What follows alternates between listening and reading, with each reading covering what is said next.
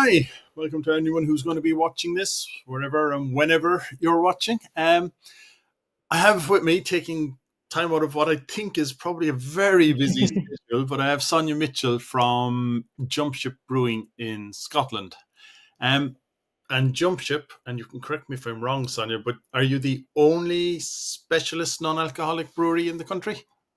Yeah, we're the only one that's a physical brewery brewing our own beer. Okay, so I'm sorry, the camera there went off funny.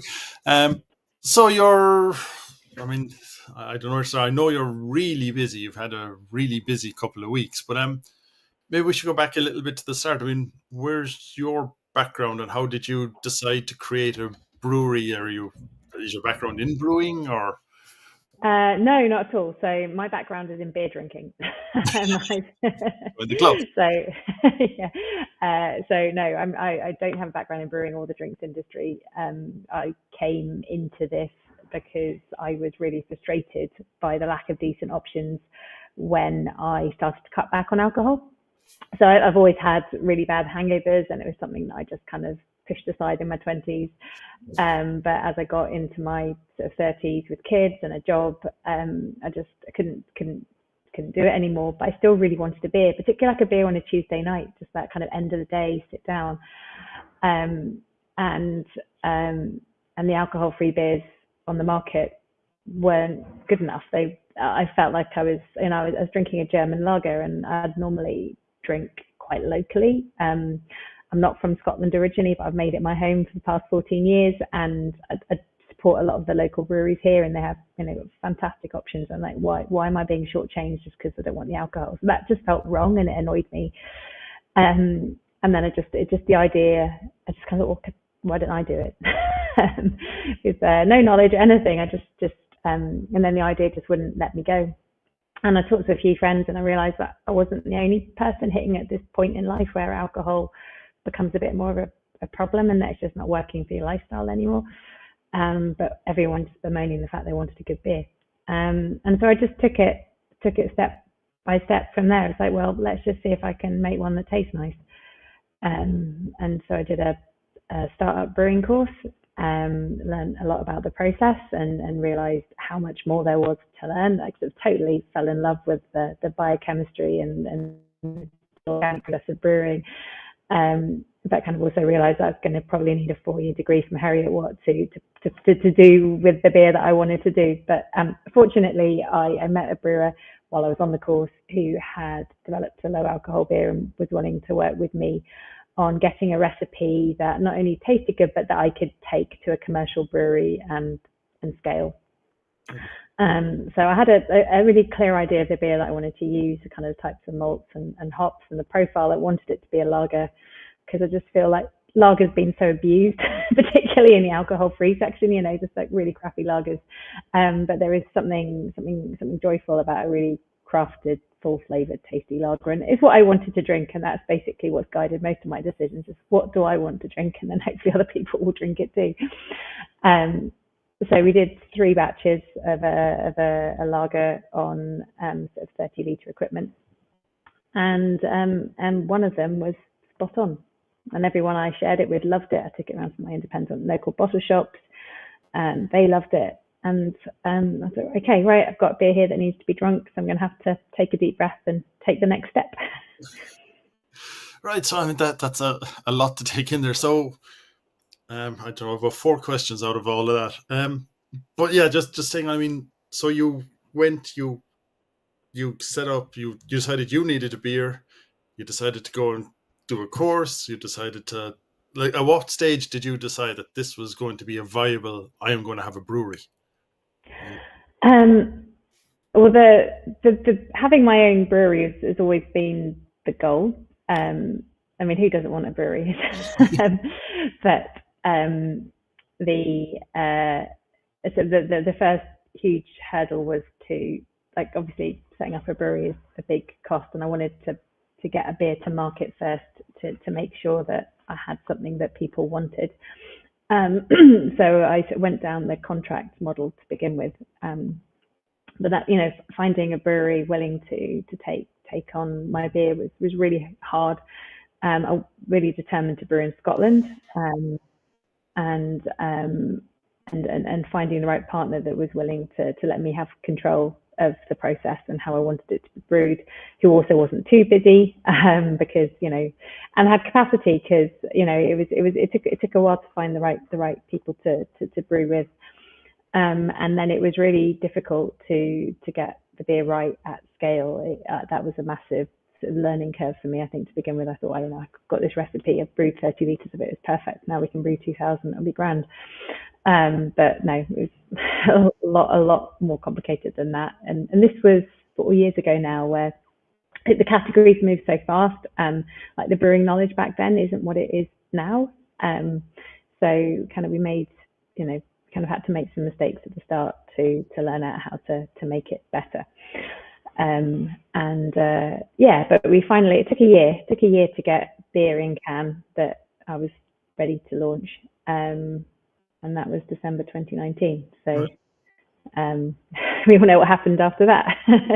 So I had a great launch. I did pay for the first production. I had 200 people waiting for their beers to be delivered, which is like the best way to start, people who kind of were excited about what I was doing.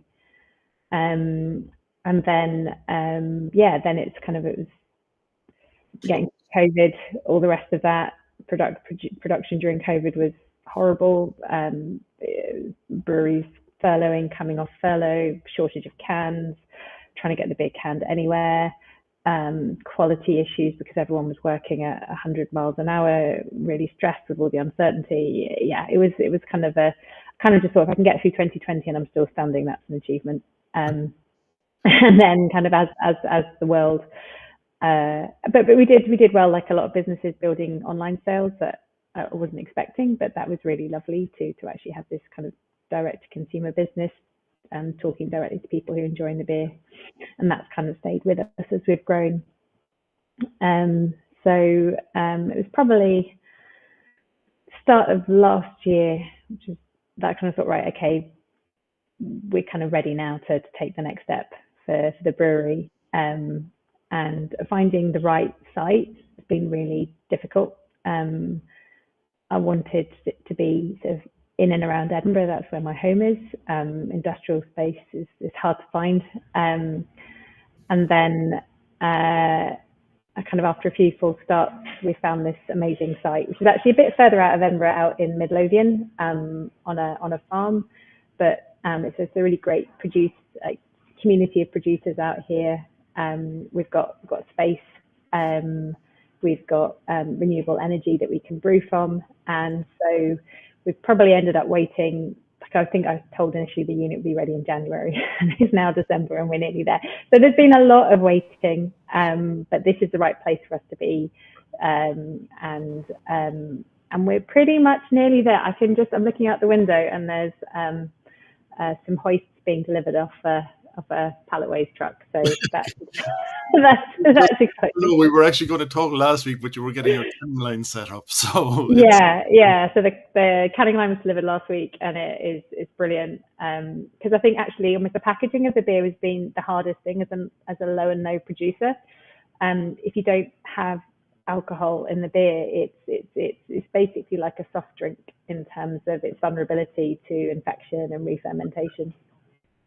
And it's kind of a challenge that a lot of brewers are looking at. Some like going down the route of potassium sorbate and those kind of additives to preserve shelf life, but for us, pasteurization, I think, is a better route to maintain the quality and the sort of cleaner ingredients. Yeah. So these hoists are meaning that we can lift our cans into the pasteurizer, and so having all of that in-house under every aspect of the process we can control, which is amazing, because every aspect of the process affects the flavour.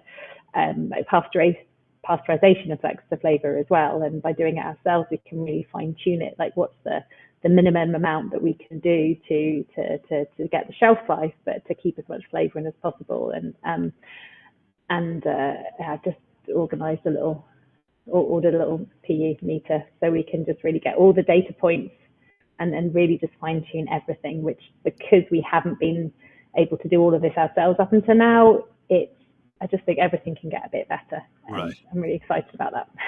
Yeah. So just obviously it's a huge step, but how difficult was it, or do you think it is more difficult, like doing the contract brewing as a non-alcoholic beer than if you were brewing it alcoholic? Absolutely. It's a really fine-tuned process, and there's nothing to hide behind in a non-alcoholic beer, because you know our beers are less than 0.5%, which is for us to be Yeah. able to describe them as alcohol free. If you think a standard alcoholic beer, you're allowed a variation of 0.5% as standard from a duty perspective. So our entire fermentation is fitting in the margin of a variance that most brewers don't even have to consider. Right.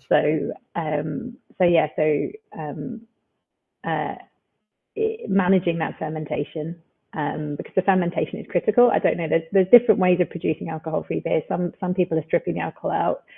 You need like 1 million pounds de-alcoholizer to do that. But I think also you're taking out the flavour as well, and then you need to add stuff back in to make the beer taste right. So we've designed our beers to taste as they should, but that means we do need to kind of manage the temperature throughout the process carefully, to monitor the fermentations to make sure we stop it at the right point. And just like getting the right extract in the beer, because everything is marginal. So every point in the process, everything we're doing is about getting the flavour in. And if something changes in that process, then it can dip. And so you can probably say I'm sounding a bit of a control freak, but I probably am when it comes to my beer. And when it's not your own brewery, you're not there every day. Yeah. And I think kind of it's And the other thing, as I've talked about before, is finding sort of then the canning and the pasteurization. There's very few places where you can do all of that on one site, particularly if you're smaller volume. And for me, I want to do smaller volume so I can have a range and not just have a beer that I pump out. So we've mostly had to brew on one site and then package and pasteurize on another site, and that's moving beer mid-process. That's never great. And then just the logistics of booking all those different slots and coordinating them just means we've been not particularly flexible, and we suddenly have a big demand for one of our beers, and it's going to take us 8 weeks before we can get more of it. So we kind of it's got us to where we are now, which is great, and but I'm just beyond excited to have it all in house. No, excellent. So when do you think, you haven't actually brewed there yet, have you? No. Really, anyway. No. So we've brought beer in that we've brewed off site to commission the canning line, which is a bit back to front. But we just kind of that's how we could get that part of the process going. And we were hoping to brew before Christmas. I think we're likely now to be doing like a hot water brew before Christmas, just kind of like a trial run of making sure everything works. And then I think hoping our first brew day might be the 8th of January. Okay. So we'll go off, have a really good rest over Christmas because we're all knackered, and then come back with lots to do in January. Right. So the other thing then, obviously, you mentioned there that you started, the whole market has changed, because like you said, you started with a lager, and I think those of us who are old enough to remember, non-alcoholic beer used to be terrible. It was absolutely terrible, and that's why. I remember growing up, like if you weren't drinking, it was a Coke or something, and I just got sick of Coke. But it has changed, and the market has changed. What used to come out then was there was obviously still a demand for it, but no one was producing it other than, like, you used to have maybe Heineken, and they'd have a non-alcoholic Heineken. There was no specialist breweries or nobody doing something different, something, they didn't, like you said, they were stripping the alcohol out, which changes the taste and things like that. So where do you think all of that has changed? Do you think the market is older people now, like you said, who've reached a stage in life where they're not going out every night? Or I keep hearing that even younger people are drinking less alcohol than they used to. Where do you think the market is? I think there's sort of two different kind of groups of people. So there's young people who have never drunk, so people in their late teens, early 20s, and just not interested in alcohol. I think there's various factors behind that. I think social media has been quite a big influence in that, kind of people moderating their behaviour online and not wanting to look crap in their selfies. And I think for those group of people, they're just looking for interesting adult drinks. It doesn't necessarily have to be a beer for them, but I'm kind of excited to introduce beer for them because, you know, it's a brilliant drink. There's so many diversity of flavors and it's actually quite healthy, particularly when it's not alcoholic. And then there are people who slightly older who have drunk beer quite heavily in their sort of 20s, and then hitting a point where it's not working for them. And I think because of it's kind of these are people who've kind of gone through the craft beer revolution who kind of have realized the choice and the variety and quality of beer. And just because you're not drinking alcohol anymore, that part of you doesn't go away. You still want to enjoy good beer. And I think that's kind of where the push for sort of higher quality, more interesting craft alcohol-free beer has come from. And I think COVID sort of accelerated all of that because I think, you know, we're all locked up at home. I think a lot of people drank quite a lot in the first lockdown, and then just got to sort of, it's kind of like May 2020, just suddenly it went like that. And I think it's because people just realized that this is going on a long time and I feel like crap and I need to make some changes in my life. And alcohol is just kind of like a really easy thing. Well, it's not easy, but you know, it's an obvious thing to cut back on, and immediately feel better. And so I think while people were at home, they started trying things, ordering things to discover at home with less of the stigma of going to a pub and asking for an alcohol-free beer. And I think it's kind of a big period of discovery for people to realize, oh, there is more than Heineken or Beck's Blue out there. There's actually some more interesting beers going on. And I think then as the world opened up again, people were like, you know, I don't actually have to just stand for going into a pub and there being one non-alcoholic option that's warm and dusty from the cellar.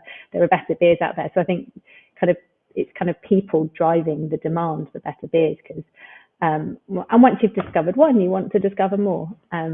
So I think there was a trend before COVID to people wanting to take more care of their health and well-being. I think mental health is a really big part of it as well, because if you're hungover, you feel crap, you're more likely to, it kind of increases depression, anxiety, all of those things that we're struggling with.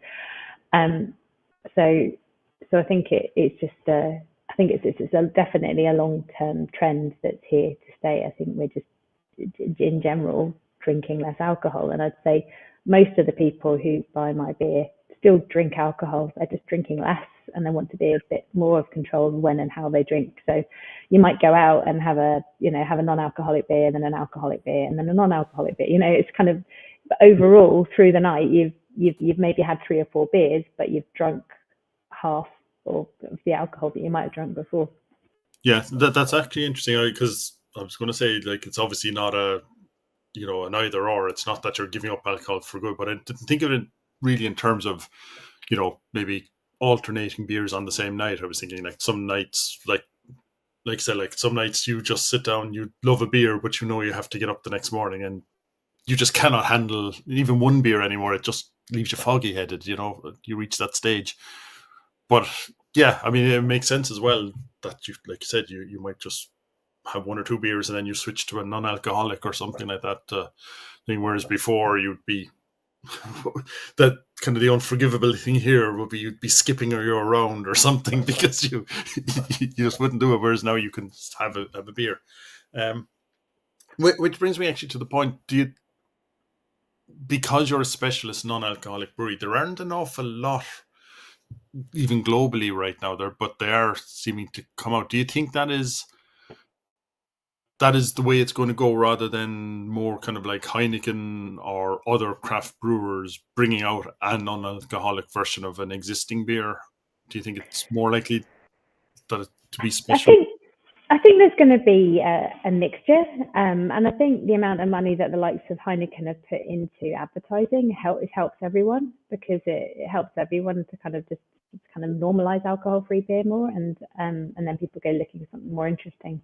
And I think a lot of the sort of bigger non-alcoholic, like normal alcoholic craft breweries, will look at bringing a no and low into their ranges, because if you've got a tap room, you want to have choices in there for people. But I think there's a role for the specialist brewers like us, because it is a fiddly and painful thing to produce, and you have to be able to manage the shelf life aspect of it. I think there's been a few too many exploding cans in the no and low space, and to have a range of styles and choices. And I think when you come to look at yeasts, I feel like we're only skimming the surface of what can be done in this space in terms of brewing, and to kind of have a single-minded focus for people like us just means that we can do more and go further, and really push innovation and choice, which I think is really important. And just like basic stuff like come and do a brewery tour, and doesn't matter if you don't drink, you can drive. Yeah. There's a whole aspects of beer that have been just shut off to groups of people because they don't want alcohol. So I'm kind of excited to have events and things like that where everyone's welcome. Yeah.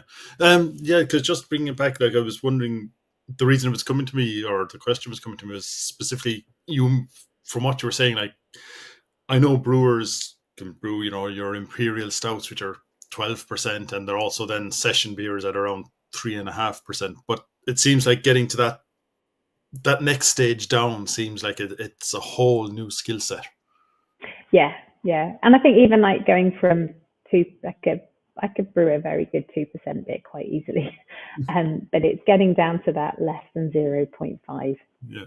And even just measuring the alcohol at that stage, we lab test now. We have an Anton par to be really precise, because particularly from a licensing point of view, 0.52 is different from 0.48. So you need to be precise in how you're doing it. And how are you checked on that then? Or do you have to take measurements, or does someone come and verify? Because presumably, like I said, it might, that is a tiny margin. You could easily drop to one side of it. Yeah, I mean, I think it's not regulated at the moment. Okay.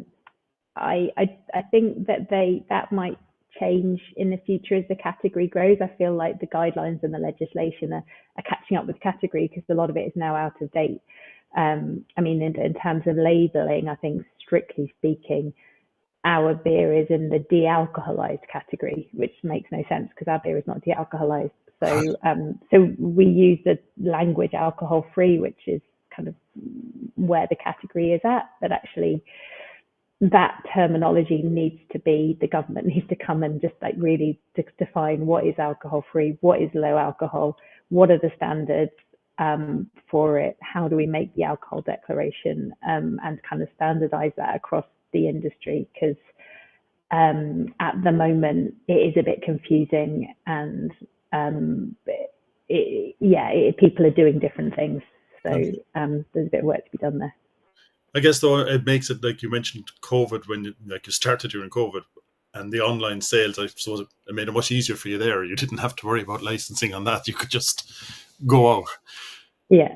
Ship it. Yeah. So how are you getting the word out then? Like, where are you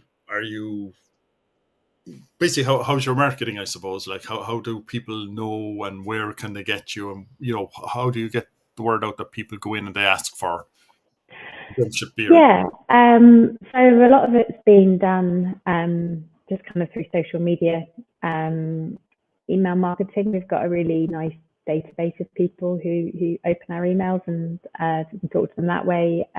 Getting much better known locally, just getting listed in more bars and restaurants. I think that's a great place to get the brand discovered, because also at that point you don't normally have a big choice of options. So if you kind of go into a pub and you're expecting like a Heineken or something, and they're like, oh no, we've got Jump Ship. You're like, oh, this is interesting. I'm drinking a stout. I'm drinking an IPA. So we get quite a lot of people finding our brands that way. Yeah, I mean, there's tons more that we can do. I think up until 6 months ago, it was only two of us in the business. So I think and the online shops who do like the mixed beer discovery packs, that's quite a good way to kind of get our beer in front of people as well, because quite often when people first make decisions to cut back on alcohol, they just want to try loads of different things because they don't know what they want to drink. They don't know what's out there. So making sure that our can is one of the cans that they're trying when they're at that point, then when they find their favorite, they'll come and buy more. And do you think, like at this stage, it's still people going in and just asking, do you have a non-alcoholic beer, and they take what the bar happens to be stocking you, so they give them that, or are they starting to come in and ask for you by name? Yeah, no, they're definitely starting to ask for us by name. I think we're much better known in Scotland than we are in the rest of the UK, although it's something we're working on. But I got that feedback recently from a pub in Edinburgh that just started listing us, saying, "Oh, we had people come in today who came here specifically because they wanted to drink Jump Ship," and I'm like, "Yay, that's what I want to hear." Yeah, no, that must be an incredible validation. I mean, yeah.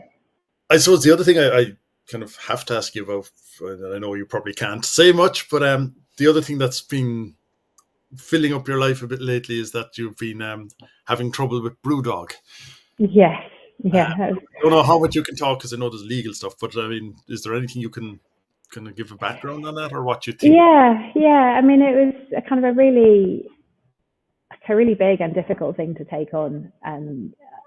That, as you can see, there's plenty going on, just getting the brewery up and running and building a business and everything that goes with that.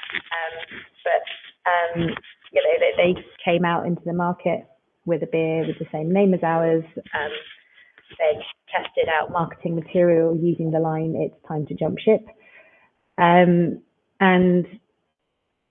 it just felt that unless we take a stand, that we're going to lose on all that goodwill that we've been working really hard to build up in the beer name.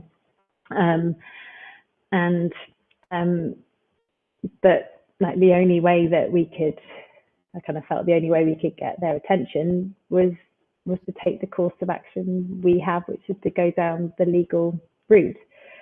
They're defending their claim, so we have to go through this process, which unfortunately will take, I think, between 12 and 14 months. So there's kind of a long process to follow through now. But to me, the names matter. Like I could have just come out with a lager and a pale ale and IPA, but I deliberately put names behind them. So we've got Yarda and we've got Shore Leave, which is our sort of series of summer beers, because I think I love an iconic beer when you just kind of ask for it by name, and I think it brings more of a story and a character to the beer. So I spend a lot of time and effort into coming up with our beer names, and there's a reason why I've chosen them. And so I think we need to protect that work that we've put into it. Yeah, no, that makes sense. Well, what I couldn't, and I don't have the thing, but I've seen their poster, and it is very much a copy of your branding. But what I couldn't understand, and I don't know if you want to comment on it, is, I mean, what they're selling, it wasn't a non-alcoholic beer. They're still not in the non-alcoholic beer, so it seemed to be, it's not even trying to take away from you. It seemed to be just trying to mess up the whole category or something, like just for fun. I don't know. Yeah, I mean, I can't comment on why they've done what they've done. I think when you've got two beers with the same name in the same market, and we're both based in Scotland, if someone says I've tried this great Shore Leave beer, that's Shore Leave. Which Shore Leave is it? I had a couple of people comment on the post, "Oh, I thought you were doing a collaboration with them," which is certainly not what we want to get across. And I can't ignore the fact that they tend to bring out alcohol-free versions of most of their core range. So I wouldn't be surprised if at some point we see an alcohol-free version of this beer. Yeah, no, they're a company that have not developed a huge reputation, or they've destroyed their own reputation in recent years. But anyway, I think, yeah, I know. Look, I don't want to get you in trouble talking any more about it. But so where do you think? I mean, your beers now are in sale. Is it primarily in Edinburgh, or is it all over? So we've got kind of across, so mainly across the Central Belt, so Glasgow, around there. We've got about, I think it's about 250, 260 independent stockists. A few places down south tend to be sort of specialist bottle shops, craft beer pubs who are looking to bring in something a bit more interesting. We also still sell a lot online through our own website, jumpship.beer, and through other sort of specialist alcohol-free websites. But we're certainly looking to increase our distribution and get our beer into more places, because you know, the easiest ways to reach new drinkers is to be in new places, and also, you know, hopefully move into draft as, you know, with as well as can, because I think that for me is the ultimate, is the alcohol-free pint, because then it's just a pint of beer and who cares what the ABV is. Yeah, if you can get it, if you can just get it from the tap next to the other tap, then it's just normalized. And that's, I spoke to someone before, and like that was one of the things we had, like why every bar doesn't have just one tap even of, you know, non-alcoholic lager or something, that, but we couldn't quite figure out, except that, I don't know, you know, that there should be enough sales there that if it's available, people will just take it. But yeah, and I think that the category for that is quite new still, and it's certainly not every place that has the rate of sale to justify it. But it's definitely growing, and the demand is growing, and I think it will become much more commonplace. Yeah, maybe part of that is, like you said, the demand. I mean, if it's not going through the taps fast enough, and it's more likely to spoil then because it doesn't have alcohol, maybe that's a factor. Yeah. Yeah. So do you think that will be a big thing when you do get draft, that you're going to have to go around and do some sort of like maintain all the taps for the bars, or? Yeah, well, we're going into it cautiously, sort of making sure that you know, that we've got a product that works in different venues, because obviously different cellars. Once the beer is out, the keg is out there, you know, it's got to cope with whatever environment it finds itself in. So yeah, there's some development work to do there to make sure it's right. And what's the biggest seller you have? Because you started with a lager and you have IPAs, and I can't remember what other. And you don't want to have just one beer. So what's the biggest demand? Is it still the lager? It's still the lager, yeah. So our sales tend to kind of follow just general preferences for beer drinking. So our lager's our biggest seller, and then our IPA and pale ale are pretty split. And the stout is so not our biggest seller, but it's whenever I do tastings, it's the one that is most popular, actually, because people don't expect an alcohol-free stout. Obviously, with Guinness launching their 0.0, that helps. Yeah. But what I'm looking forward to is kind of making sure, you know, we've got our core range of 4 beers, 4 different styles, but kind of adding in more seasonals around that, collaborations and one-off beers, because I think that's what's kind of really interesting, is to kind of have the beers that you always want to have in your fridge, but then what's new, what's different. And there's like a lot of styles that haven't really been done well or done at all in alcohol-free yet. So I'm looking forward to cracking on with that too. It's a lot. Yeah, so sorry, just one thing before, because I'm sure you, like I said, you've an awful lot on, so I'll let you go soon. But the branding, I just wanted to ask, because I was looking at, I mean, Jump Ship, and then your logo. Where did all of that come from? Is it Jump Ship from alcoholic beer? Is it? Yeah, and it's kind of my own sort of backstory as well. So I love sailing, so kind of the nautical side of it is kind of something that I enjoy. But there was definitely, like, I jumped ship into total unknown to launch this business, and there is that sense of I wanted something that was an invitation, because there's a bit of a hesitancy still about trying an alcohol-free, but I wanted something like, you know, jump ship, don't be scared to make a change, try something different. And then from Jump Ship, it kind of just took us into the sort of the nautical area with the nautical flags that we use to decorate the cans. The name of the beers all has a nautical link to it. So I guess it kind of comes back to anything. Like I'll put something that I enjoy into it and hope other people like it too. Yeah, I guess one of the things I was wondering was like that flag that you have as your logo. Does that have a meaning nautically? Because I was Yes. So all the flags stand for letters. okay. So the Jump Ship logo, we've got the J and the S flag there. Okay. The beer can, so like the Yardarm can has got YAL for Yardarm Lager. Those are the three flags that we use. The Jack Staff actually has got an M and a C flag on it. It looks like the Saltire, but it's actually the M flag. For the Mosaic and Centennial hops that we use in the IPA. So I like to kind of have a meaning with all of the flags that we use, because if you are a bit nerdy and want to work out what it means, then you can have a bit of fun with that too. Yeah, the reason I was asking was I thought there might be some nautical meaning, but I thought also it looked almost like a kind of a stylized Scottish flag in a way. So I was That was kind of a happy coincidence when we put it all together. We're like, oh yeah, look, this is a nice Scottish beer as well. so yeah, so you'll have your brewery. You'll be brewing in your new brewery by January. Are Yeah. you opening a tap room there as well? Not a tap room to begin with. So we're going to start off by doing a few brewery tours just to see who comes and have a chat to them about what they like and what they're interested in. Where we are is a lovely location for the summer. We're right, next to a big wildflower meadow. So I think we'll do some pop-up weekend events over the summer, see who comes along. I mean, the joy is that you can drive and drive back. That's fine. So I think the next year we're just going to try out a few different things, see what works, see what people are interested in, and then kind of make a plan from that. Yeah, I was wondering. I suppose what I was thinking of is you mentioned earlier about tap rooms. Breweries wanting to bring in non-alcoholic into their tap room, but would you be bringing alcoholic into yours? But if you're not planning that far ahead yet. No. I mean, I think I like the idea of a purely alcohol-free space. It's kind of interesting. Lucky Saint have got their pub in London, and actually, Lucky Saint, their lager is the only tap that's alcohol-free. The rest are alcohol.